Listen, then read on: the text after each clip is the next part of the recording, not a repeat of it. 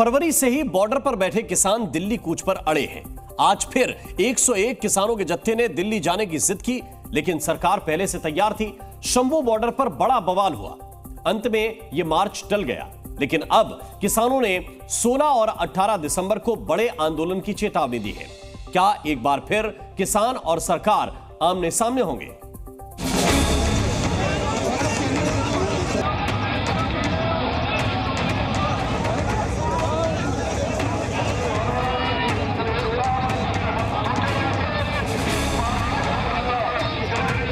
दिल्ली कूच पर अड़े किसान।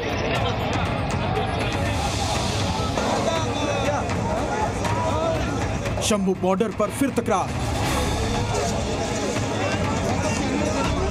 किसानों की दिल्ली कूच की यह तीसरी कोशिश है। फरवरी से ही पंजाब के किसान दिल्ली जाने के लिए जिद पर अड़े हैं। पैदल मार्च कर दिल्ली पहुंचने की कोशिश कर रहे किसानों को रोकने के लिए वाटर कैनन का इस्तेमाल किया गया। ड्रोन से आंसू गैस के गोले छोड़े गए, जिससे किसानों में भगदड़ मच गई।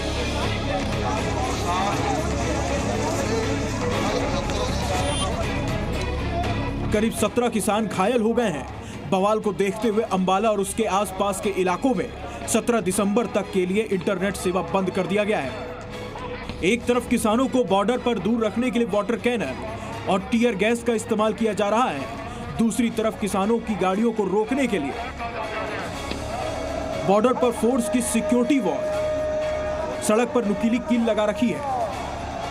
शंभू बॉर्डर पर घग्गर नदी के ऊपर बने पुल पर किसानों को रोकने के लिए पुलिस और पैरामिलिट्री की भारी फोर्स तैनात है, जबकि पुल के नीचे से किसानों को रोकने के लिए तेज बहाव के साथ पानी छोड़ दिया गया है। आप देखेंगे कि ये घग्गर नदी का पुल है। यहाँ पर पूरी घग्गर नदी बह रही है। आप पानी की रफ्तार से, तीव्रता से पता लगा सकते हैं कि अगर किसान पैदल भी क्रॉस करने की कोशिश करें तो नाकामयाब होंगे, क्योंकि किस प्रकार से पानी का जो बहाव है वो ये दर्शाता है कि किसान यहाँ से क्रॉस नहीं कर पाएंगे। तो वहीं पुल की दूसरी ओर अगर आप देखें तो प्रशासन की मुस्तैदी देखिएगा, किस प्रकार से पैरामिलिट्री फोर्सेज और हरियाणा पुलिस के जो जवान हैं वो लगातार इस दूसरी तरफ पुल पर बने हुए हैं, ताकि किसी भी प्रकार की लॉ एंड ऑर्डर की सिचुएशन बनती है तो उसको कंट्रोल किया जा सके। किसानों को समर्थन देने के लिए रेसलर बजरंग पुनिया भी शंभू बॉर्डर पहुंचे, केंद्र सरकार पर निशाना साधा और कहा कि पंजाब और हरियाणा के संबंध खराब करने का आरोप लगाया। देखो, सरकार के कानों पे जू तक नहीं चल रही। जब सभी लोग रिक्वेस्ट कर रहे हैं कि भाई सरकार को किसानों की बात सुननी चाहिए, लेकिन सरकार उस चीज़ पे ध्यान ही नहीं दे रही। पीछे हमारे जब किसान भाई 13 महीने बैठे, जब सरकार ने लिखित में दिया था कि हम किसानों को MSP देंगे, लेकिन उसके बाद क्या हुआ? 10 महीने से अभी आंदोलन चल रहा है और 10 महीने में अभी भी लाठी डंडे और आंसू गैस के गोले ही मिल रहे हैं किसानों को। हरियाणा बॉर्डर पर किसान फरवरी से ही दिल्ली में एंट्री के लिए बॉर्डर पर बैठे हैं और मांग कर रहे हैं कि MSP गारंटी को कानून बनाया जाए। स्वामीनाथन आयोग की रिपोर्ट पर फसलों का रेट तय हो, किसानों का कर्ज माफ किया जाए, आंदोलन में मारे गए किसानों के परिवारों को मुआवजा दिया जाए, भूमि अधिग्रहण अधिनियम 2013 लागू हो। आज पूरा देश देख रहा है हम किस तरह से पीसफुली आंदोलन कर रहे हैं और हमारे ऊपर पैदल जाते जत्थों के ऊपर किस तरह से भारत की सरकार, उनके अर्धसैनिक फोर्स, हरियाणा की पुलिस जबर कर रही है।